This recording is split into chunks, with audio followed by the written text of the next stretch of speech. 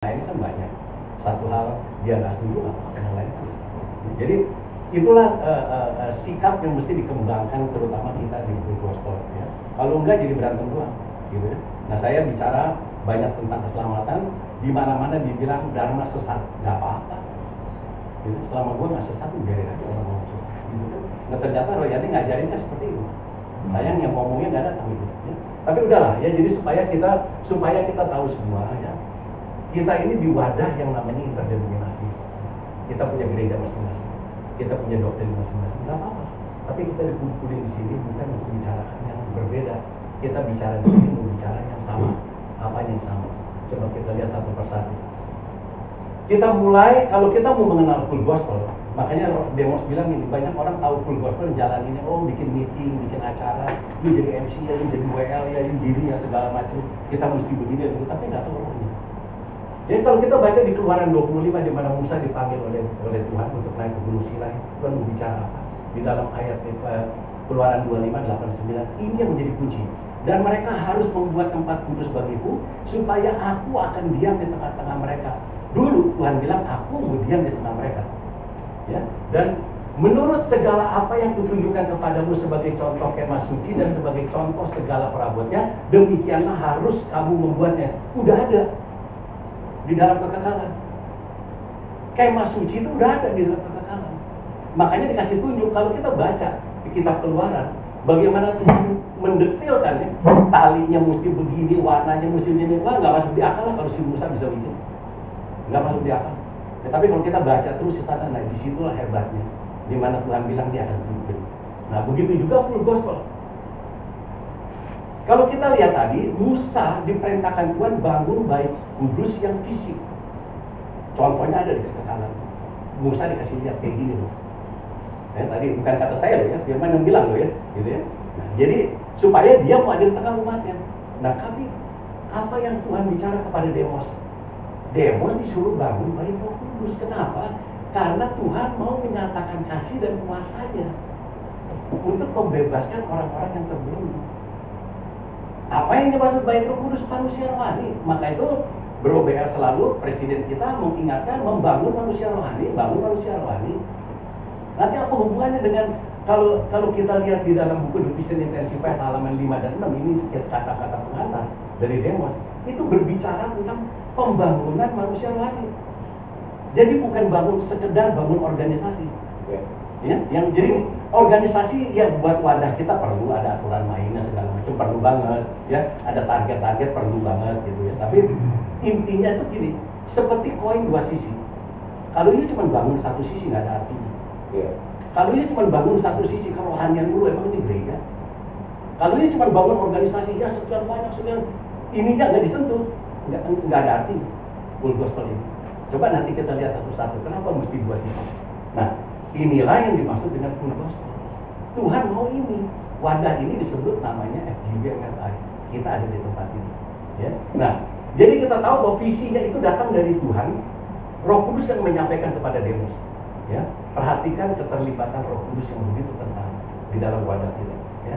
Jadi diperlihatkan orang di dalam bahasa Alkitabnya gini. Kan kalau kita baca buku orang-orang terbahagia di dunia, brother, kalau Anda mau jadi FGB man, silakan baca buku orang-orang terbahagia di dunia. Ya, itu sejarah daripada full gospel, ya, di mana orang terbelenggu dan lain sebagainya. Di dalam bahasa Alkitab yang dikatakan dengan orang yang letih, lesu dan berbeban berat. Itu bahasa Alkitab. Ya. Tuhan mau supaya mereka menjadi hidup dengan damai, sejahtera, dan sukacita oleh Roh Kudus. Nah, ternyata orang yang letih, lesu dan berbeban berat ini cuma satu caranya, beritakan kebenaran. Ya. Kebenarannya apa? Ini loh. Mari kepadaku, bro. Anda nggak usah terpuruk sendirian. Tuhan mengundang Anda. Mari kepadaku semua yang letih lesu dan berbeban berat. Aku akan memberikan kelegaan kepadamu. Bukan memberi jalan keluar ya. Bukan membebaskan engkau dari masalah ya. Aku akan berikan kelegaan. Dengan kelegaan kita bisa melihat masalah itu. Gitu. Ini. Jadi jangan salah ya. Tuhan nggak membebaskan kita begitu saja. Nah, kebenaran ini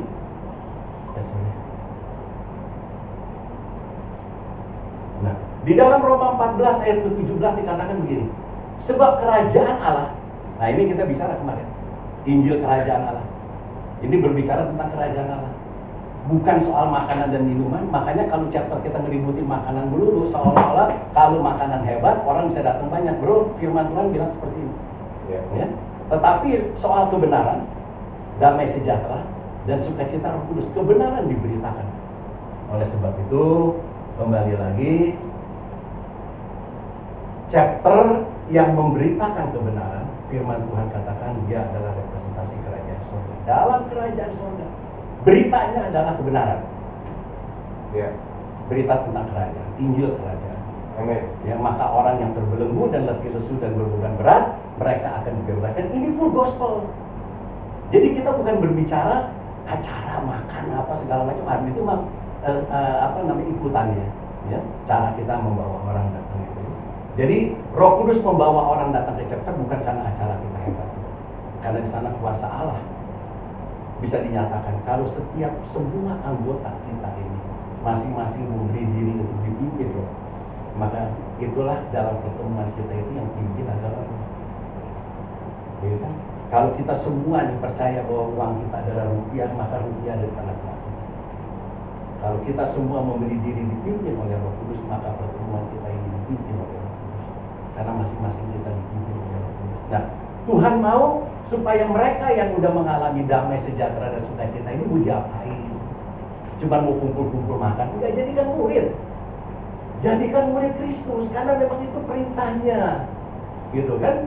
Matius 28 kita tahu semua lah, jadikan segala bangsa murid, gitu kan. Nah, tapi yang lebih dalam lagi kita mau tahu ini, apa itu murid?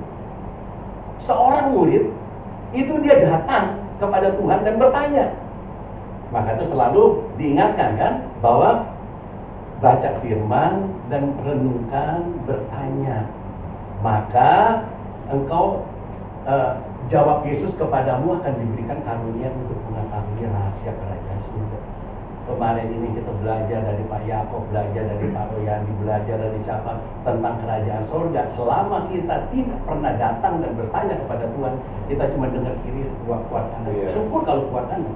Kalau dia cuma kuat kiri lagi, nggak ngerti apa. Cuma iya aja manggut gitu kan. Kita nggak mengerti apa soal kerajaan. Nah, oleh sebab itu, kembali kita bersyukur chapter presiden kita kenceng banget soal ini, gitu ya.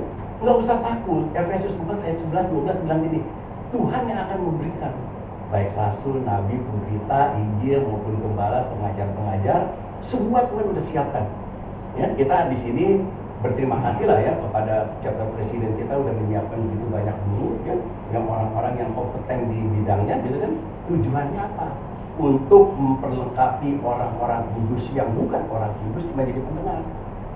Tapi yang orang-orang kudus, siapa orang kudus? Ada mereka yang menjadi murid, orang-orang yang sudah dimateraikan oleh Roh Kudus. Nah, untuk memperlengkapi orang-orang kudus bagi pekerjaan pelayanan, bukan supaya pinter, bukan supaya nanti akhirnya jadi pinter berdebat, bukan, untuk pelayanan. Bagi pembangunan tubuh Kristus ini, dilihat ini misi kita di Full Gospel yang ke-6 ini semua masuk di dalam misi kita, dalam Full Gospel kita ini. Jadi apa yang kita udah kerjakan ini sesuai dengan apa yang Tuhan inginkan. Di mana kita belajar pemulihan? Nah, inilah yang udah kita lakukan di dalam member meeting. Makanya chapter-chapter yang tidak punya member meeting kesian deh, gitu ya. Cuma bikin aktivitas doang, terus bikin pertemuan, nggak ada gunanya. Nggak ada pertumbuhan temannya. Dan di dalam member meeting dijadikan murid Kristus supaya apa? Supaya manusia rohaninya terbangun.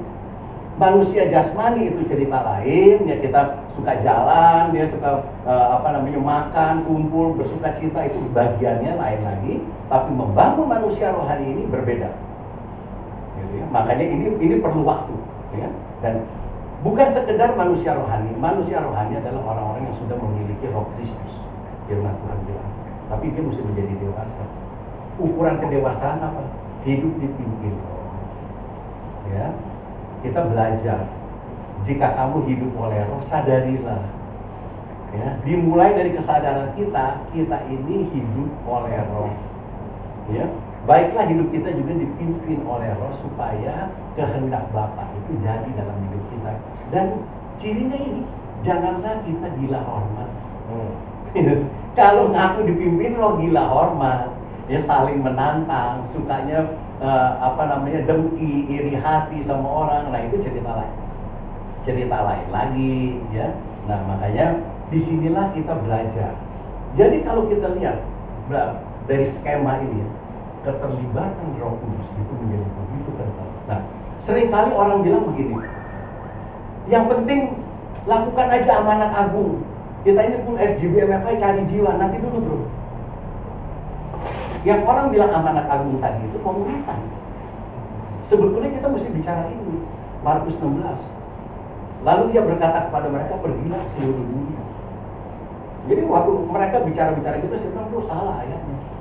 Kalau dia pakai Matius 28 nggak cocok. Dimuridkan kalau dia udah kita terima. Bagaimana kita supaya mereka datang? Nah ini tugas kita, Markus 16 mesti pakai ayat. Firmannya nggak salah.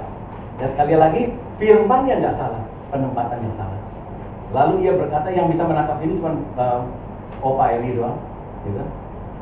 Lalu dia berkata kepada mereka, pergilah ke seluruh dunia, beritakan Injil kepada segala makhluk. Inilah full gospel.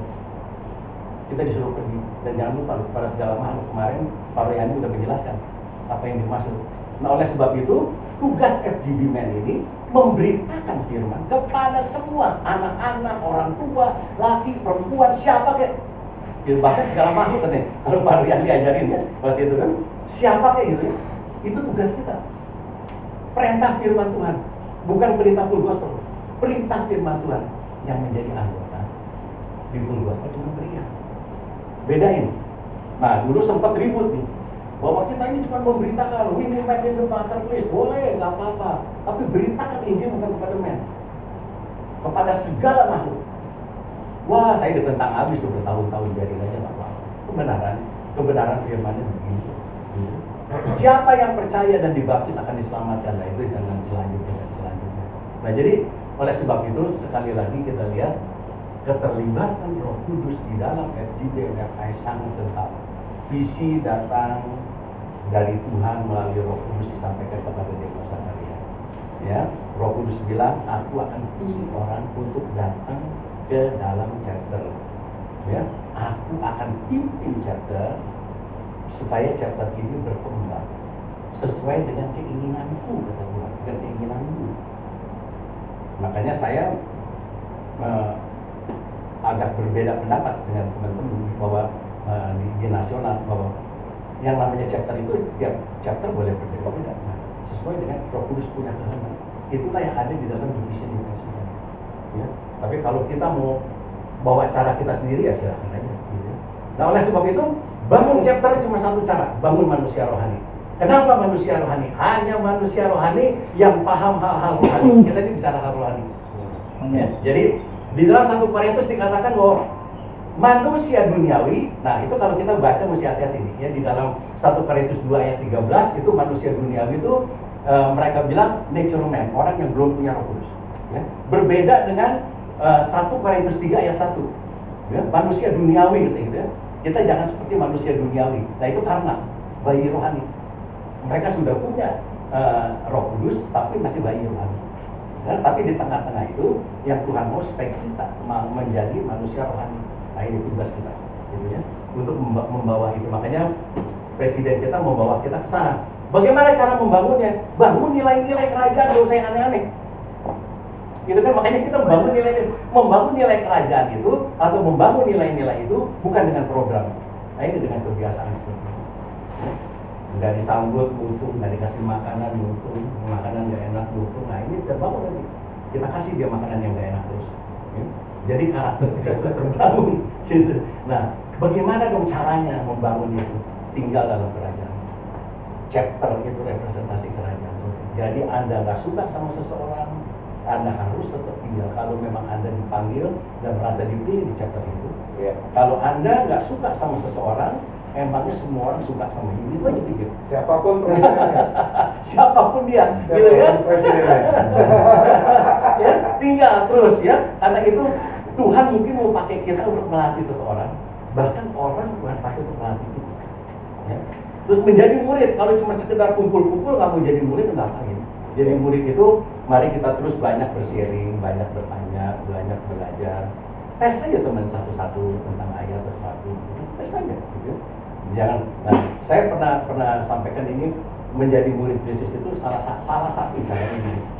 Misalkan seseorang dikasih tugas gitu ya, bro, aku bikin begini bro, buat nanti renungan, nanti aku dikasih tugas ini. Dan ini ayat Tuhan, kenapa ayat Tuhan? Ya tapi ayatnya bener apa enggak? Menurut itu bener enggak? Bener, ya sudah kalau udah bener, kenapa jadi kita yang mesti benerin? Lama-lama dia belajar sendiri. Sekarang tukang khotbah juga dia, gitu kan? Dia nggak perlu nanya-nanya kita lagi, gitu. Jangan pingin jadi guru atas dia. Nah kalau udah kepentok, paling kita kasih clue-cluenya aja, gitu ya. Komitmen hidup dalam panggilan pribadi. Panggilannya kita beda-beda. Salah satunya kalau dikasih tugas, kerjakan sebaik-baiknya. Ya, jangan beralasan, kerjakan sebaik-baiknya. Itu komitmen, bentuk komitmen. Ya, tingkatkan kompetensi, kita belajar apapun juga. Saya nggak bisa, memang kamu nggak bisa. Memang kamu pikir kamu hebat. Maka Tuhan pakai kamu untuk datang sini dan Tuhan mau tingkatkan kompetensimu. Saya nggak bisa nyanyi, Tuhan kasih gurunya ada. Tuhan kasih pemain musiknya hebat, ada di sini. Tingkatkan kompetensi kita, belajar kita di sini. Nah, itulah salah satu fungsi daripada chapter kita ini. Anda ada di sini untuk berfungsi, tidak ada yang janji untuk jabatan apa-apa juga. Ya, oleh sebab itu, mari apa yang Anda mau tanyakan. Kalau Anda nggak ada yang tanya, saya yang tanya. Lebih baik Anda yang tanya dah, ya. Makan dulu. Kita makan dulu. Kita di sini serius, tapi santai. Santai, tapi serius. Oke. Karena santai, boleh makan. Boleh sambil makan. Tapi serius, ya, sambil dengerin, oke? Sambil dengerin, sambil konsentrasi, ya. Jangan buat pertanyaan yang bodoh, karena akan mendapat jawaban yang bodoh. Oke. Thank you Pak Dharma, luar biasa. Jadi ini penting banget. Bangun chapter adalah membangun manusia rohani. Oke, itu sama dengan ya Pak ya? Iya. Sama dengan ya. Nah, tadi balik lagi benar. Ya. Karena kalau boleh dibilang ya, Command chapter itu biangnya gimana? Biangnya di sini. Hari Selasa itu kita celebration lah, outreach. Kita bikin acara buat jangkau jiwa. Oke? Tapi intinya extra joss tuh biangnya itu di sini. Kalau kita di core timnya ini bertumbuh sama-sama, ya, Command chapter pasti kayak lokomotif ikut semuanya. Oke? Ya, karena kebetulan chapter senior, ya, yang di dalamnya udah banyak orang-orang yang udah saya udah pelayanan bertahun-tahun. Jadi ya memang punya paradigma dan punya pemikiran yang beda-beda pastinya gitu ya. Tapi nggak ada masalah ya. Kita hidup dikasih kesempatan sama Tuhan mempunyai komunitas yang luar biasa. Ya, cuma kita bertumbuhnya dari core team ini gitu. Oke. Nah, tadi bagus nih Pak Dharma caranya membangun chapternya. Nomor 1, Oh gini. bukan cara bangun chapter yang ketiga, poin ketiga. Nah, ini yang harus kita lakukan nih, ya. Tugas pemimpin itu apa sih? Cuma memfasilitasi, ya. Tugas saya memfasilitasi bagaimana member-membernya semua bisa saling bertumbuh satu dengan yang lain dan membuat kita ini secara manusia roh kita bertumbuh dan saling mengasah satu dengan yang lain. Itu aja sih. Setelah itu ya Tuhan yang bekerja di tengah-tengah kita. Oke, jadi masih ada yang bingung nggak? Karena yang Pak Dharma ngomong ini basic banget di full gospel. Buat kita ada buat apa gitu. Oh ya, by the way ada teman baru. Mungkin Bapak bisa kenalin diri dulu Pak. Ya, nama saya Heri. Sama. Anak, istri, Ya, anak satu, istri satu. oh iya. Tinggal di mana? Tinggal di kebun kacang. Tanah Abang. Tanah Abang. Iya. Oh, oke. Pekerjaan sehari-hari apa Pak? Ojol. Ojol. Ojek. Ojek. Oh, Grab apa? Gojek. Gojek. Oke, puji Tuhan. Luar biasa. Luar biasa. Ada saudara juga, Arif. Arif ya. Pertama kali Arif. Pertama kali sini. Iya. Pertama kali, saudara ya. Pertama kali saudara ya? Iya. Welcome Arif. Sering-sering Arif datang Iya. Arif.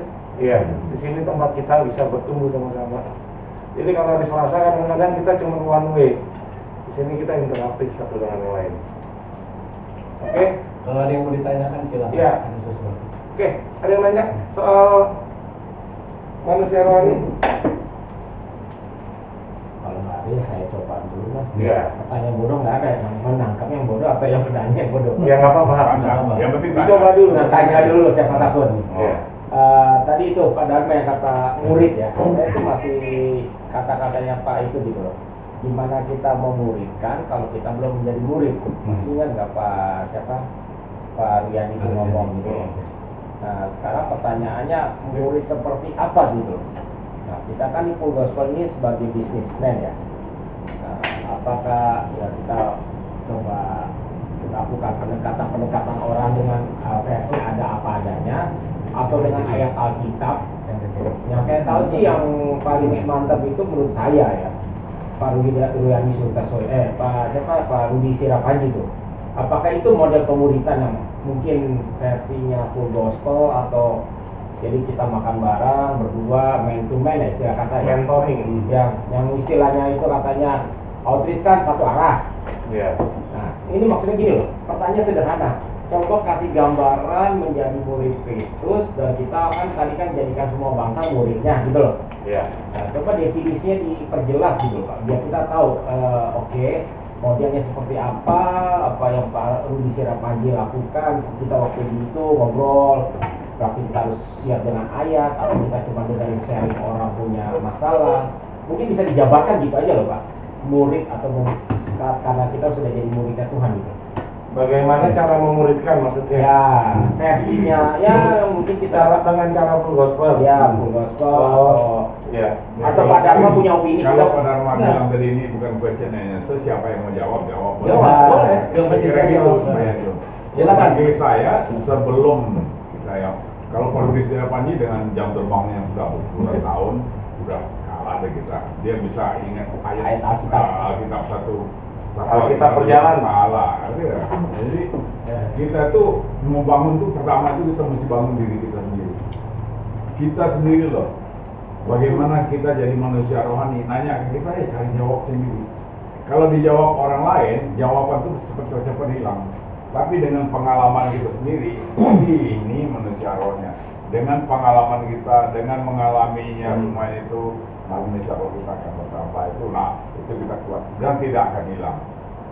Jadi bagaimana manusia rohani? Ya ini bukannya satu seperti bagaimana manusia rohani? Nih, lo telan, nggak bisa. Gimana ini membangun kita punya rohani sendiri. Nah membangun ini butuh proses bagi saya. Saya itu membangun itu juga orang juga bilang dia rohaninya nanti tetet, biarin. Ya, Berarti ya. saya melihat Pak Rudi Manranti itu berubah jauh sekali. Dari awal saya kenal beliau nih di Full Gospel, kalau bisa dibandingin dulu sama sekarang. Ya dulu kan tukang Ya, bodek, sekarang Enggak, bukan itunya bro. Bukan itu otomatis. Kelakuan kita pasti berubah kalau roh kita makin Nah. lama makin benar. Ya.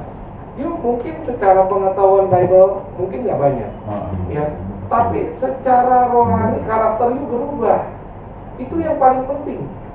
Banyak orang pengetahuan Alkitabnya banyak, mungkin secara pengalaman pelayanannya luar biasa, secara ya perkancahan rohaninya jago gitu ya. Tapi karakternya masih bobrok, sombongnya luar biasa, ya. Sifat mau melayaninya, kerelaannya kagak ada, mau memberinya nggak ada.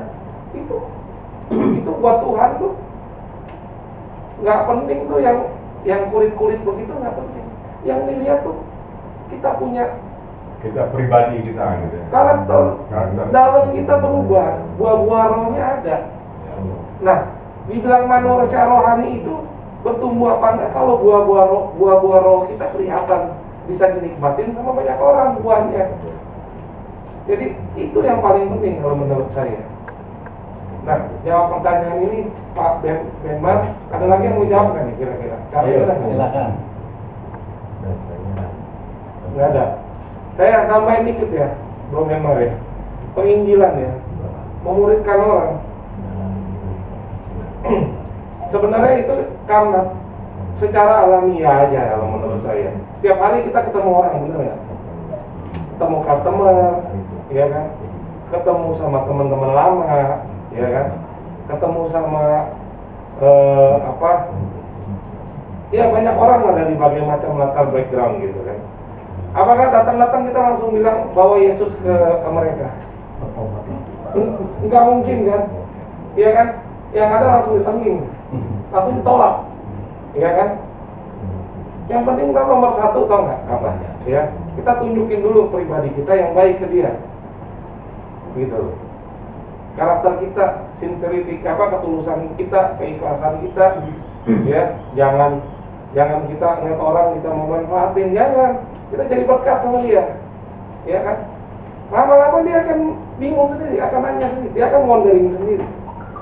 Kayak saya, kalau saya di kantor ya, sama anak buah saya, ya, saya nggak perlu ngomong kok, saya percaya Yesus, nggak perlu. Saya nggak perlu ngomong, bosnya nggak perlu tahu agamanya apa, nggak perlu tahu, ya, lakukan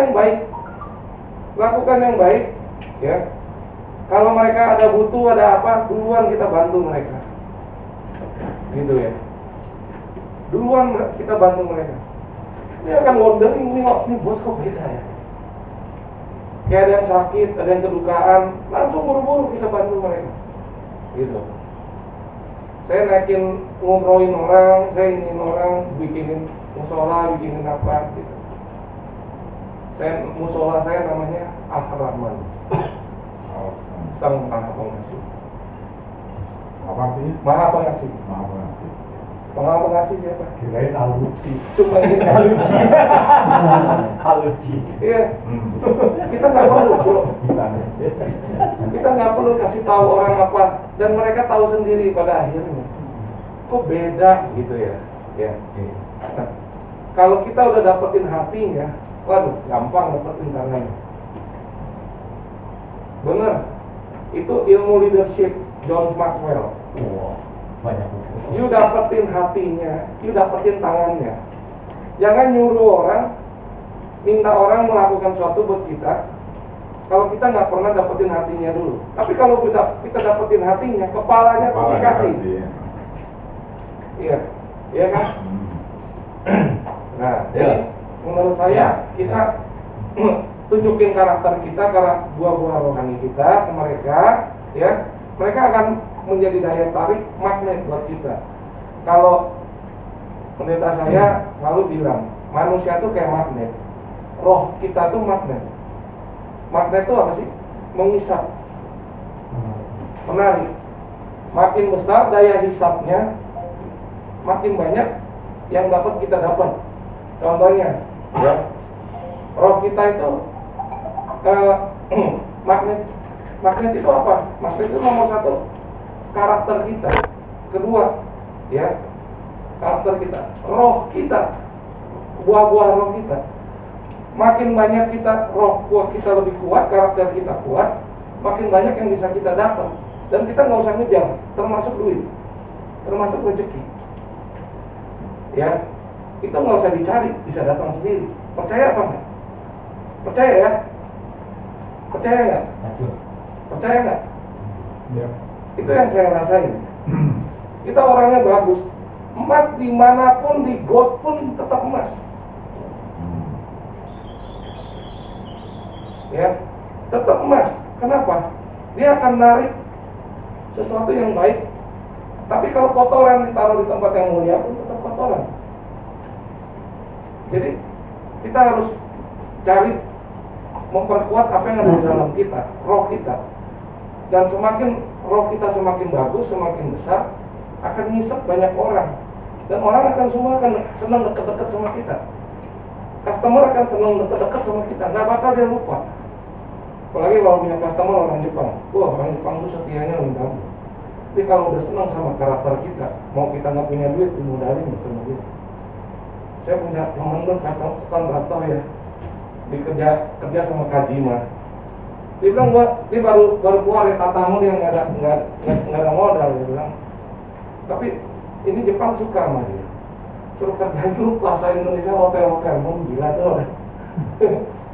Karena kenapa? Ini orang Jepang tahu, kalau gue suruh jam 5 pagi orang datang, jam 5 pasti ada di situ. Sampai jam 12 malam datang lagi masih ada tuh orang. Orangnya bisa dipegang, responsibel. Ya, nah saya ngeliat Tony ini salah satu orang yang sangat punya komitmen luar biasa. Tony ini orang luar biasa. Magnet ke kamu, Tuhan lu pakai kamu. Kamu tuh magnet, benar. Kemanapun orang pakai kamu udah pasti. Jadi kalau menurut saya kita harus pertajam kita punya inner manusia dalam kita. Ini yang paling penting. Karena kenapa? Nggak usah cari, nggak usah kejar. Semua mau deket-deket sama kita. Coba dalamnya jelek, magnetnya nggak ada daya tarik. Ya, ketarik sama yang lain yang punya magnet. Ya, tapi prosesnya itu panjang, nggak mudah. Nggak mudah. Ya. Ya itu yang saya bilang. Bro Budiman berubah, magnetnya kembali. Puji Tuhan. Nah itu tadi kan kalau kita dengar, sebetulnya apa yang kita di Full Gospel selalu diingatkan untuk bersaksi dan menjadi saksi, dua hal yang berbeda. Bersaksi dan menjadi saksi. Bersaksi, Ngomong kita apa? menceritakan iman kita kepada orang. Ngomong. Jadi orang bertanya, kita menceritakan iman kita. Ya, orang melihat, kita menceritakan iman kita. Tapi kalau menjadi saksi, kita mendemonstrasikan iman kita. Ini orang kok heran, keadaannya seperti itu, dia bisa tetap tenang, sukacita, bisa dipercaya. Kita ingat tadi yang tadi Bro BL cerita. Dia menjadi saksi. Ada orang ngomongnya hebat, tapi kelakuannya minta ampun. Jangan aja bicara uang sama dia, gitu. Sorry aja. Alergi. Nah, jadi memang kita dalam proses belajar. Mungkin tadinya kita semua juga nggak lulus, gitu. Ada yang udah lulus, ada yang masih dalam tahap belajar. Jangan tinggalkan komunitas, satu. Kedua, tolong di komunitas kalau ada orang seperti itu, sama juga dengan kalau ada satu gelas di atas meja ini, bagaimana respon? Itu yang Tuhan melihat. Nah, masalahnya bukan di gelasnya, masalahnya di respon kita. Bagaimana kita berespon terhadap orang yang punya karakter yang baik? Nah, itu kita belajar masing-masing. Semua menjadi murid. Nah, saya mau menanggapi tadi yang Bro BF bilang. Bagaimana kita memuridkan kalau si A, kalau Pak Vincent rasanya Alkitab hafal semua, tuh si itu juga Pak Royani, itu gitu kan? Terus jadi kita nggak perlu ngajar. Kalau saya cuma gampang aja bilang ini, Tuhan Yesus ada nyebutin ayat. Ya Tuhan Yesus ayatnya itu sendiri. Nah, karena dia bilang Dia ada, firman. dia bilang gini, ada tertulis. Yang penting apa? Kita mesti tahu ada firman. Maka tuh kita belajar. Yesuslah firman. Kalau kita lupa ayat-ayatnya nggak jadi masalah, tapi ada firman. Ya, jadi kalau kemarin waktu Pak Royani berbicara, kan kita juga bertanya. Waktu Adam jatuh dalam dosa, kita semua bilang kan gini, bahwa kita manusia ini sudah jatuh dalam dosa, udah hilang rohnya mati gitu. Maka pada hari ini juga kok akan mati gitu kan. Nah, kita selalu beranggapan bahwa kita udah mati gitu, rohnya gitu kan. Nah, dari dulu saya beranggapan enggak, roh nggak pernah mati karena roh itu milik Kristus. Roh itu milik Bapa.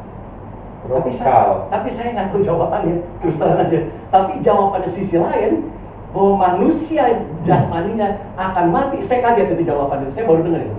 Ya, terima kasih sekali kita belajar di sini, gitu kan? Kita dibukakan hal itu. Kan? Tapi mengenai bahwa kita manusia tidak akan mati. Jadi yang dimaksud dengan pada hari ini juga kamu akan mati, kita ingat aja selalu yang kita pakai ayat ini, Roma 3:23 untuk penginjilan. Karena semua orang telah berbuat dosa dan telah yang kelupaan ini telah kehilangan kemuliaan. Dan oleh kasih karunia telah dibenarkan dengan cuma-cuma karena penebusan dalam Kristus. Dan jadi kalau kita ditebus dalam Kristus, apanya dong ini? Yesus yang ngomong. Dan aku telah memberikan kepada mereka kemuliaan yang kau berikan kepadaku. Kemuliaannya dibalik itu namanya kita tuh dipulihkan. Yang kemarin yang Roy yang dibilang. Jadi kemuliaannya dipulihkan. Yesus yang ngomong. Yohanes 17 ayat 22. Aku telah memberikan kepada mereka kemuliaan yang kau berikan kepadaku, supaya mereka menjadi satu sama seperti kita adalah satu. Ini yang dimaksud. Jadi kita belajar, inilah kita belajar jadi murid. Nah, saya menunjukkan ini bukan berarti saya paling tahu, enggak gitu. Saya tahu ini udah lama. Saya nggak setuju dengan orang itu sejak Adam jatuh dalam dosa, orang sudah mati rohnya, enggak. Cuma kita mau berdebat gimana, pintaran mereka dokter semua titelnya, gitu kan? Ngapain berdebat itu ya? Enggak. Kalau saya punya pemahaman yang berbeda, saya nggak perlu ngomong, kecuali bertanya. Gitu. Jadi makanya saya bersyukur sekali kemarin Pak Ruyani konfirmasi gitu kan. Roh itu nggak pernah bisa mati. Nah ini baru guru bersatu ini ngomong lagi, gue baru dengar lagi nih hari ini gitu kan. Gitu. Yang di apa? Dipulihkan ininya namanya. Apa namanya kemuliaannya? Karena waktu dia kehilangan kemuliaan Allah, dia nggak bisa berkomunikasi dengan Allah. Oke, kalau gitu penjelasannya mengenai pada hari ini juga engkau akan mati, kan itu hari ini harinya dalam arti kata 1000 tahun itu kan? Iya, yang Pak Ruyani ajarin gitu. Iya. Nah itu kan baru dengar. Baru saya, aku juga baru dengar gitu. Tapi selama ini kan bahwa dibilang bahwa pada hari itu juga engkau akan mati, yang dianggapnya bahwa rohnya pada hari itulah mulai kita mati gitu kan. Sebetulnya pada hari itulah kita kehilangan kemuliaan Allah. Ini ayatnya jelas kok. Karena semua orang telah berbuat dosa dan telah kehilangan kemuliaan Allah. Makanya harusnya banget ya kita punya guru mengingatkan hal-hal yang masih nyangkut, yang masih belum terjawab gitu kan. Nah, inilah kita belajar jadi murid. Jadi waktu orang bilang bahwa rohnya udah mati, saya datang sama Tuhan, saya nggak percaya. Karena roh itu milik Tuhan. Kalau rohnya mati kan ceritanya manusia itu dihembuskan oleh rohmu sehingga dia jadi manusia kan. Nah kalau rohnya mati terus kita piye? Enggak, cuma jawabannya pengertiannya bukan rohnya mati, roh Allahnya hilang gitu, kemuliaannya berarti. Kemuliaannya gitu. Jadi selama ini kan dibilang kan rohnya mati gitu kan, pemahamannya gitu kan. Dan padahal disebutkan pada hari ini juga itu akan mati. Makanya semua gitu. kita kan berpendapat gitu kan. Jadi waktu kemarin diajarin kaget juga saya gitu kan. Kagetnya ya bahwa dia tubuhnya mati gitu kalau saya mah gitu kan. Kalau ininya sih udah temukan jawabannya gitu. Makanya kalau orang bercerita bahwa rohnya sudah mati pada hari ini juga kayak gitu. Karena roh Allah masih mati. Dia telah kehilangan kemuliaan. Cuman kita gimana berarti dia titelnya dokter. Dia ngajar di mana-mana gitu. Udah lah diam aja lah gitu kan.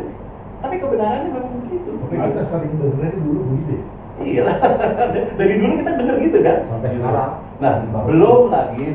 Makanya itulah belajar yang kunci intinya gini. Kita belajar jadi murid. Jadi saya penasaran, nggak mungkin rohnya mati. Saya datang sama Tuhan, saya tanya, gitu. Nah, Tuhan bukain satu-satu, rahasia kerajaan Allah dibukakan satu-satu.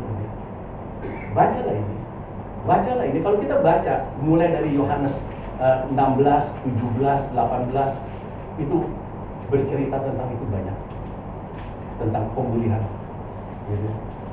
Jadi cuman kita nih nangkepnya kadang-kadang suka sepotong-sepotong, malu belum dibukakan gitu kan. Ada kepentingan gitu, lagi mau nyari jawaban ini gitu, ya kan. Jadi kagak bisa tuntas kita. Ya sederhananya, saya kan orang ngomong sederhana aja. Jadilah murid. Nah, kadang-kadang kok sulit banget sih gue jadi muridnya nih. Kan pagi sore. Kita mesti datang ke sana. Kita harus ke sana. Jadi orang melulu. Untuk gampangnya bahwa untuk jadi murid itu ada dua langkah yang bisa kita bikin. Ini kembali lagi pengalaman saya. Sangkal diri pikul salib. Nah, kalau kita belum bisa nyangkal diri kita, sulit buat mengerti jadi ajaran Kristus. Kalau kita tidak menyangkut pikul salib, banyak terbentur kesulitan. Ini pengalaman saya. Sorry. Ya, jadi memang betul. Ini yang saya pernah tanyakan gini. Kalau kita rasa kita punya tugas atau kita punya satu talenta mengerjakan sesuatu, kita rasa ini dari Tuhan. Tapi ternyata kita mendapat benturan yang begitu keras, yang mendapat hambatan yang begitu luar biasa. Sehingga seolah-olah kita bilang, wah, nggak sanggup lagi dan kalau gitu gua salah dengar ini bukan dari Tuhan. Kita pernah dengar kesaksian ini, buat ya kan? Seolah-olah, wah ini bukan dari Tuhan. Nanti dulu, ikut Tuhan, pikul salib, sadar diri. Emang enak, gitu kan? Kita ikut Tuhan, pikul salib, sadar diri. Kita ditebus oleh Tuhan, Tuhan Yesus pikul salib buat kita. Kita pikul salib, sadar diri untuk kita. Cuman bedanya yang satu untuk keselamatan kita, yang satu untuk mahkota kita yang kedua.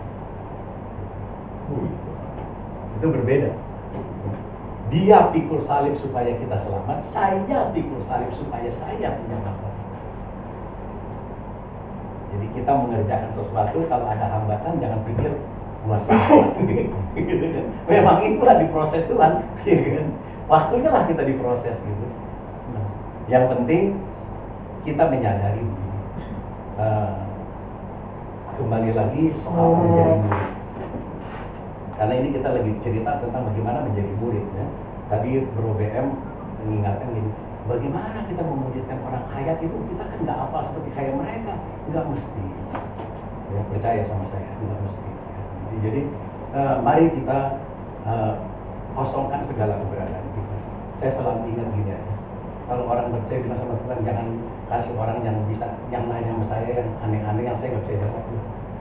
Sampai hari ini saya nggak ketemu yang aneh-aneh tuh. Ya. Saya punya jawaban dulu baru ada orang nanya gitu.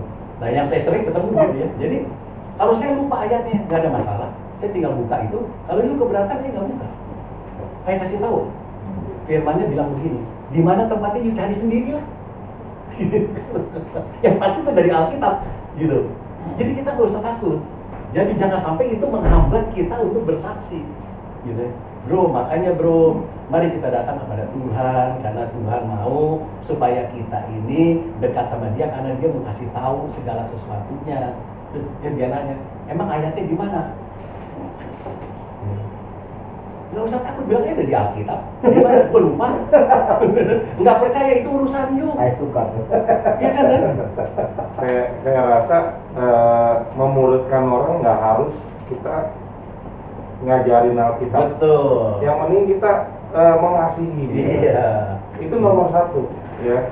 Kita menjadi teladan buat dia. Saya lagi mentoring si Nelson, tahu Nelson ya? Oh yang kemarin. Itu orang parah itu orang. Itu teman saya udah lama. Ya backgroundnya dia terakhir habis-habisan narkoba, masuk penjara habis-habisan. Akhirnya saya bilang, lu mau tobat pakai nggak? Kalau lu benar-benar masih mau hancur-hancuran dulu, jangan cari Tuhan. Saya gituin. Orang kayak kita mau jadi gampang langsung. Iya. Enggak kok, bro, saya mau tobat. Lu kemana gue ikut? Ya, oke. Bawa gue gospel. Datang kan dia? Yang kita minta benar. Iya. Yang Datang udah belum ada ya sudah. Iya. Jadi simpel aja jadi orang gitu. Kita mengasihi dia apa adanya. Dia demen jalan pagi, gue ajak jalan pagi. Ya, mengasihi dia apa adanya, simpel aja. Nggak perlu jago ngomong juga. Tahu nggak sih, ya rasul terbesar, ya antara Petrus sama Paulus ya. Petrus yang bawa ke Tuhan Yesus siapa? Andreas. Yang orangnya hampir orang tutup mata, nggak pernah dengar nama diulang-ulang soal Andreas, nggak banyak catatannya di Alkitab. Tanpa Andreas nggak ada Petrus. Itu Jadi semua orang di tubuh Kristus punya fungsi masing-masing. Yes. Dan Kita ajak aja bawa aja kepada anak. Baru kita kasih mau bagaimana nanti. Iya, diopel lagi. Saya sih kemarin dari Pak Royan itu dapat satu poin, mungkin tadi mau bawa ke sini arahnya. Pak Royan itu ngomong, kita lakukan bagian naturalnya kita, yang tadi gua lakukan, Iya. Allah kerjakan yang supernatural. Betul.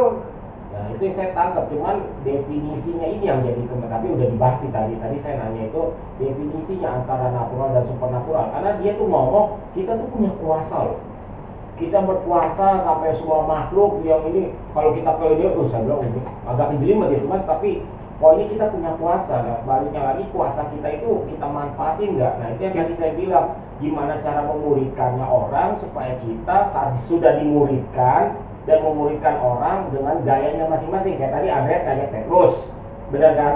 Bukan berarti si Andreas itu nggak ada upahnya kan? Dibilang Oh, juga. ada. Saya menanam, menyiram, Iya. menabur kan beda-beda kan. Iya. Yang Pak Dharma selalu tekanin jangan pernah kamu dibohongin. Udah berapa jiwa yang kamu menangin tahun itu? Itu kata-kata Pak Dharma yang selalu saya ingat. Saya nggak harus menangin jiwa, tapi saya udah ambil bagian untuk memenangkan jiwa. Apakah itu memenangkan secara langsung atau tidak langsung? Contoh tadi Andreas. Cuman yang menjadi poinnya saya itu adalah gimana kita melakukan natural dan ada supranatural untuk kita bisa mempraktekkan atau mendalami hal itu loh. Itu yang saya tuh dari tadi mikir, karena gini loh, jujur aja, saya kalau ketemu hantu belum pernah, tapi kalau ada cerita hantu takut. Nah itu gimana caranya kita kalau kita kayak si Pak Ghostbuster kita, Pak Gus Manta, ya dia kan melakukan yang sesuatu yang supranatural. Kalau kita nanti dibawakan orang, istilah kata pelepasan, nah itu yang saya lagi siapin. Tuhan ya udah, intinya nanti Tuhan tuntun kan. jadi siap. Hah? Gua kasih calonnya nih. Gampang aja kan. Salah takut gitu, paling kecil-kecil. Tapi benar ini nyambung cerita jadi keinget lagi. Kan hari kan minta siapa yang bisa Oh, yang dia bilang itu. Ya. Ini orang ini parah dalam arti kata dendam sama sakit hati. Ya, pokoknya gini lah ya. Kalau dikasih beban, Tuhan kasih jiwa, ya, Tuhan kasih pelayanan, lakukan aja. Karena begini, ya, kalau sampai ada kuasa itu bukan kuasa kita, kuasa Tuhan, ya. Ketaatan itu disertai oleh kuasa. Kan dia bilang Tuhan bilang Tuhan akan menyertai kita sampai akhir zaman. Lah, kita mau disertai, kita mau dikasih kuasa. Kalau kita nggak mau melayani, kuasa buat apa? Kuasa itu adalah untuk melayani. Urapan itu untuk melayani, bukan untuk sokoran, bukan buat diri sendiri. Kalau kita urapan itu ibaratnya senjata gitu loh ya, bazooka gitu ya, ya senapan gitu ya, itu urapan. Kalau kita nggak mau perang, buat apa lu mau bazooka? Buat apa? Cuma buat gagah-gagahan. Wah, ditempeleng lo sama Tuhan. Jadi perang itu memuridkan kan. Iya. Ya, saya mau cerita sedikit ya. Iya, Tentang apa? Pemuridan, bagaimana cara memuridkan. Ini kemarin juga kita bahas bagaimana kalau misalnya satu tempat itu nggak pernah dijangkau oleh Injil, mereka belum pernah dengar nama Yesus, bagaimana mereka suatu saat kan gitu. Dan hari Sabtu lalu saya dibukakan dan teman saya bersaksi gitu. Teman saya pelayanan ini sebenarnya di wartawan, sudah umur 60. Jadi 5 tahun yang lalu tergerak untuk sekolah teologi ya. Akhirnya karena kita sering tukar pikiran lah. Jadi akhirnya di sekolah teologi ya, 2 tahun lalu jadi ST, sarjana teologi. Dia berpikir setelah sarjana teologi mau bikin apa nih? Tuhan tuntun melalui temannya dia. Jadi temannya dia punya teman juga orang Belanda. Ternyata ada di Bogor itu satu tempat yang susah dijangkau oleh Injil. Satu kali dia mau pergi ke sana, uang nggak punya. Ekonomi lagi sekarang kan maaf kata nih, wartawan kan nggak seperti dulu. Karena sekarang ini kan media udah banyak news untuk media cetak itu udah seperti udah mati lah gitu. Jadi mereka ini dalam hal pekerjaan itu jadi kolaps lah. Nah, di saat di pelayanan ada kerinduan untuk melayani orang-orang yang belum menerima Yesus gitu. Ketika dia punya hati ke tempat itu, tempatnya di Bogor, saya lupa nama tempat itu. Ternyata di lingkungan itu tuh mayoritas penghulu. Nah, waktu dia mau terjun ke sana, bingung mau buat apa nih. Jadi berkobar-kobar untuk memberitakan Injil. Tetapi karena memang daerah itu memang dikasih Tuhan utus teman saya ini untuk menginjil ke sana. Dia terjun ke sana. Awalnya dia buat apa? Dia bawa dulu, misalnya kita kumpulin pakaian-pakaian bekas, dia bawa ke sana. Misalnya awal-awal sekali sebulan, ya misalnya kita patungan-patungan, bawa sembako apa adanya, bawa ke sana gitu. Mulai terjadi pendekatan, dan di situ ada satu sekolah yang tidak ada guru agama Kristennya. Dia bersedia ngajar secara volunteer dan tidak menerima gaji. Dari Bogor ke Cinere lumayan lah. Nah, setelah dia masuk di situ, ada beberapa anak gabung lah, 2-3 orang. Tapi karena yang lain juga dengar mereka nyanyi, tertarik. Akhirnya ikut. Terakhir anak didiknya ini sekitar 31 orang. Ada SD, ada SMP, ada SMA. Tapi yang semuanya ini notabene-nya itu gak percaya Yesus, orang tuanya, termasuk merekanya. Karena dimulai dengan nyanyi-nyanyi dulu, ya nggak bisa langsung nyanyi-nyanyi lagu gereja ya. Dia pintar lah untuk bagaimana. Terus satu kali dia ceritalah tentang Tuhan Yesus. Setelah dia cerita tentang Tuhan Yesus, anak ini cerita balik sama dia. Cerita baliknya apa? Rata-rata broken home. Karena pengaruh faktor ekonomi yang sangat sulit. Ada yang papanya sudah ninggalin mamanya, ada yang mamanya sudah tinggalin papanya. Ada beberapa jualan kue, hasil kuenya ini diludeskan sama papanya dalam main judi. Jadi hati memang benar-benar hancur semua. Dia bingung begini, kalau saya cerita tentang hati bapak, nggak nyambung. Kalau saya cerita tentang kebaikan Yesus, nggak nyambung. Tuhan kasih hikmat buat dia untuk mengajari anaknya seperti apa. Justru dia balikin, kalian cerita sama kakak. Itu, nah, dia nggak cerita Yesus, kalian cerita sama kakak. Akhirnya dan tadinya dia sekali sebulan, akhirnya sekali seminggu. Yang tadi saya sekali seminggu jadi 2 kali seminggu. Karena waktu anak-anak ini banyak nih. Dia jadi pendengar yang baik. Ya memang untuk dengarin orang nggak gampang ya. Ada kalanya, nah anak-anak ini mulai ya dia carilah handphone bekas biar mereka bisa komunikasi. Jadi satu handphone itu mungkin mereka kongsian lah 6 atau 10 orang biar mereka bisa hubungin yang gurunya ini gitu. Ada kalanya malam-malam mereka curhat nangis. Akhirnya di satu titik anak ini yang nggak mampu berbuat apa lagi, tolong didoakan. Di situ dia masuk. Loh, kakak kan mau doain kamu dalam nama Yesus. Mau nggak saya doakan dengan nama Yesus? Orang udah hancur hati kan. Pengalaman lah kalau kita hadapin orang yang hancur hati, hadapin orang yang sakit, apa yang kita tawarkan oke-oke aja tuh. Ternyata Tuhan jamah semua. Dia hari Sabtu lalu waktu kita kumpul, dia cerita sampai nangis karena hatinya anak-anak itu sama hatinya dia udah nyatu. Yang temannya dari Belanda kirim dana buat dia untuk ngajakin anak ini. Mereka buat kayak satu retreat tadi Megamendung. Kumpul lah, kebetulan juga ada satu kepi lagi itu dikasih gratis. Ada lagi yang sumbang, akhirnya mereka kumpul semua. Dalam pada waktu itu terjadi panen jiwa-jiwa yang sangat luar biasa. Saya kadang mikir gini juga dulu, gimana caranya untuk mempertobatkan suku A, suku B, suku C. Ternyata Tuhan punya banyak cara. Ketika mereka kumpul di situ, karena sudah familiar, akhirnya mereka ibadah secara gereja, lagu-lagu semua dan lagu rohani. Banyak yang terima Yesus. Setelah itu sampai kemarin dia bilang hubungan mereka nggak putus sampai di situ. Tapi intinya apa? Mereka lihat hatinya yang teman saya ini kakak rohaninya ini, dia rela untuk memberikan waktunya, rela untuk memberikan dananya, terus memberikan hatinya. Terus mereka ngakuin gini, kami ini kan orang-orang Badu. Kami ini apa yang kami bisa senangkan nggak ada. Tapi setiap minggu bisa setia untuk datang ke mereka itu, hati mereka itu terpenuhi dengan apa yang mereka butuhkan. Dan bisa mereka lihat Tuhan Yesus melalui apa? Melalui sikap. Ternyata di dalam pelayanan itu ada yang harus kita perkatakan secara verbal, ada. Tetapi ada kalanya kita hanya melalui apa? Sikap. Teladan ya. Iya. Jadi itu yang saya contoh dari teman saya ini, wah luar biasa. Dia untuk memenangkan jiwa yang 30 orang, nggak 1 minggu, 3 tahun. Resisten ya. 3 tahun. Jadi ada kalanya kan kita kan pengen kalau misalnya kita cerita sama orang, kadang kita paksakan, nggak mau gua percaya masuk neraka loh, kan gitu. Ada yang kayak gitu. Ya ada kan saya juga pernah gitu, nggak sabar pengen aja. Karena kita berpikir gini, kalau dipercaya Yesus, wah saya berhasil nih.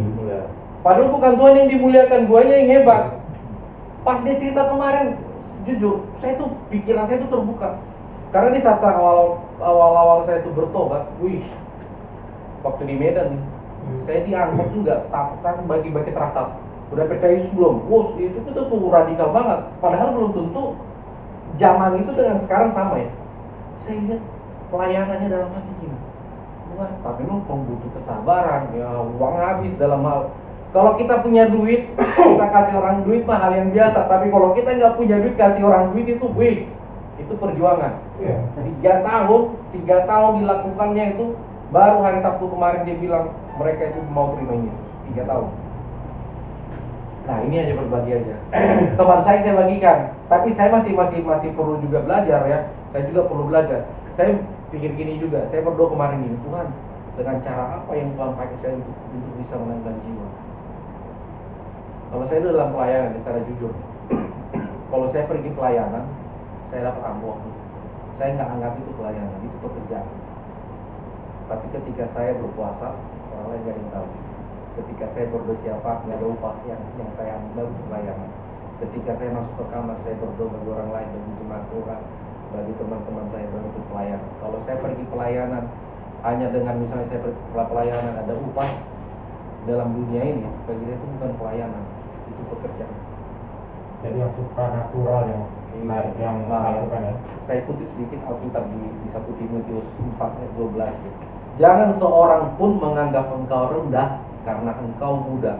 Muda itu relatif ya. Kalau kita misalnya 70 tahun, ada yang 80 tahun, kita masih muda nih. Jadi kita nggak bisa yang muda itu umur berapa, kan gitu relatif. Jadilah teladan bagi orang percaya. Jadi teladan di tengah orang percaya loh.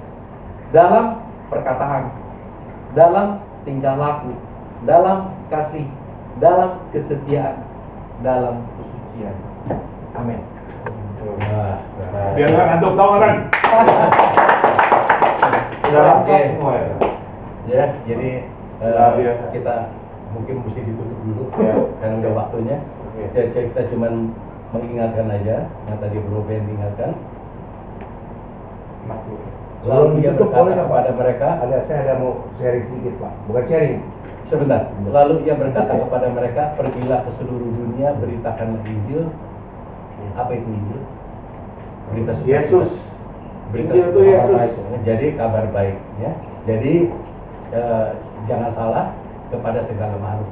Cuman itu aja tadi, menceritakan kebaikan Tuhan dan yang sebagainya. Ya. Bercerita tentang Tuhan. Itu aja. Oh, silakan. Iya Pak. Mumpung ya teringat kalau tadi yang bicara Pak Dharma kan itu kita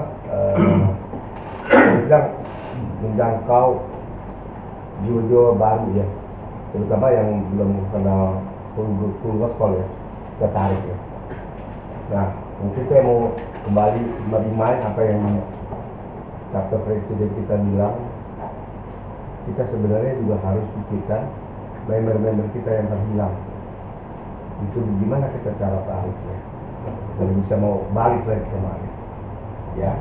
Kalau itu kan baru kita punya target. Sekarang yang sudah pernah nih itu mungkin jauh lebih susah menurut saya, karena apa, mereka udah pasti Kristen dan udah pernah ikut full gospel, cuma sekarang mereka meninggalkan kita.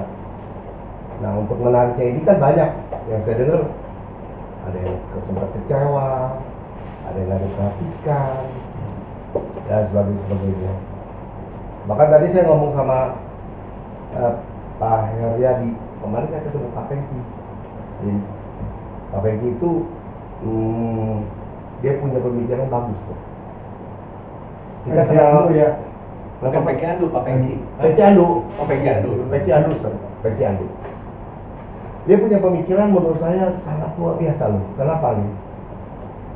Kita tahu Pak Yuda Melor kan, Iya. pendeta kan, itu kan stroke. Stroke ya. Sejak stroke itu udah nggak ada pernah yang tengokin. Termasuk gembala kita di sidang itu juga nggak pernah tengokin. Nggak pernah mungkin kirim bantuan dan sebagainya. Nah, Pak Peki sekarang dia udah mulai oke nih katanya. Tapi belum bisa khotbah. Nah, Pak Peki ini tarik, ajak ke gereja, diperkenalkan gitu loh. Maksudnya supaya dibangkitkan lagi semangatnya. Dibangkitkan lagi. Ya memang katanya kalau ngomong ya, loadingnya lama. Kalau ditanya misalnya begini-begini, itu baru ngomong gitu. Jadi belum bagus sih. Cuman artinya Pak Peki kepengen bangkitin semangatnya lagi. Jadi jangan dibuang orang-orang seperti ini. Jadi waktu dibutuhkan dipanggil-panggil. Pak Yuda kan termasuk papan atas kan untuk khotbah di Tiberias bagus. Di mana-mana. Pak Yuda itu dokter. Apa pikir loh? Dokter. Salah satu. Ya kembali lagi itu saya contoh aja, maksud saya yang penting sekarang Ya. member yang Command chapter. Command chapter. Oke, saya bisa jawab dikit ya. Untuk konteks itu kita udah pernah bicarain sih bro. Yes. Makanya dulu kita pernah ada bikin brother keeper. Tetap harus kita jalanin. Jadi kita udah pernah diskusiin, member kita buka semua ada 60-an, ya kan? Yang mana emang udah nggak bisa dijangkau ya sudah kita tinggalin. Ya udah susah, umpamanya udah bener-bener ya tinggal di luar kota, umpamanya. Atau juga emangnya ya udah sibuk di pelayanan yang lain, ya udah nggak usah dipaksain gitu ke full gospel gitu. Atau mungkin juga ya udah hilang, kita nggak tahu lah, nggak bisa dijangkau, udah nggak mau lah orangnya, ya udah susah. Tapi kita udah sortirin beberapa, ya masing-masing yang dekat udah punya listnya. Mungkin saat itu bro nggak datang kali, bro nggak ada, brother keeper. Iya bro nggak ada. Ada, cuman nggak ngerti. Karena brother keeper itu saya banyak nggak kenal bro. Jadi Iya. kalau saya hubungin, Ya karena Nggak. saya nggak bakal suruh Iya. yang out di CT ini mau follow up orang yang nggak kenal. ya itu dia. Iya. Nah, Jadi kalau saya sampai hari ini masih follow up brother keeper saya. Iya. Bro Heriadi brother keepernya Pak Heri Sukandi. Sama siapa lagi bro? Tony Latif 2. Bro Budiman Randi. Oh di jalan. Jenderal 2. Jenderal Erwin. 3. Kelas praktik. Vito, udah balik gitu ya. balik ya. Masih follow up bro. Hah? Masih Enggak, follow up, udah bro. langsung sukses ya. Ntar malam juga tolong di follow up lagi buat besok. Saya jangan bosan-bosan. Iya, Bro Yohan juga ada brother keepernya siapa? Saya belum. Belum dapat ya? Waktu itu saya nggak datang. Oh, nah itu ada yang nggak datang. Dia nggak Nggak jadi kiper. Iya, jadi itu udah ada bro, dan sudah dilakukan. Emang ada beberapa kayak Andrea Kili dia follow up, Johnny Meliana tetap di follow up sama dia. Iya. Ya. Cuma emang nggak bisa datang. Iya, dan lagi dia kalau Pane gimana Pane? Pane ya itu urusannya begitu. Udah dianggap susah dia unik. Memang aku gak bisa datang gitu. Iya, dia bilang kakinya sakit. Ya, saya juga ada follow up. Bilangnya kecewa, enggak lah, nggak mungkin. Nah, itu udah kecewa sudah cerita dulu lah. Iya, itu si Kita udah pernah makan nasi padang Iya. bareng dia. Udah. Jadi Winhanis bro. Ada yang berhasil, ada yang nggak berhasil bro. Iya. Oke. Jadi Iya. ya balik lagi semua anugerah. Dan inilah ya, full gospel itu cuman wadah. Lu masuk full gospel lu tentu masuk surga. Percaya Yesus masuk surga. Oke, cuma wadah. Full gospel nggak ada bedanya sama gereja. Sama, cuma bedanya kita di marketplace. Kita buka institusi gereja, kita mendukung gereja. Jadi jangan fanatik sama full gospel. Ya. Jangan, jangan, nggak ada gunanya. Masuk surga, ketok pintu surga, Tuhan nggak nanya. Full gospel, dulu CP Pak CP, nggak ada iman di bumi, geral. Tuhan bilang. Ini ngomong presiden. Oh, itu tadi baru ngomong dua sisi bro. Cengengesan terus tuh. Emang benar, full gospel cuma wadah. Oke, jangan full gospel kan orang, membawa ke Yesus. Ya, make sure di Command chapter ada Yesus. Ada Yesus kan nih? Jadi muridnya bukan murid full gospel ya? No. Kristus ya. Of course. Kristus. Ya, kita ini salah kaprah kadang-kadang mikirnya. Ya, oh, bawa jiwa ke full gospel, lu dapat upah. Salah. Bawa jiwa ke Yesus, lu dapat upah. Lewat full gospel, oke. Mau makan atau Nah. ngomong-ngomong tuh Johnny Mulyaman gimana cara? Sampai Dia tuh di Medan gimana ceritanya? masih di Medan ya? Masih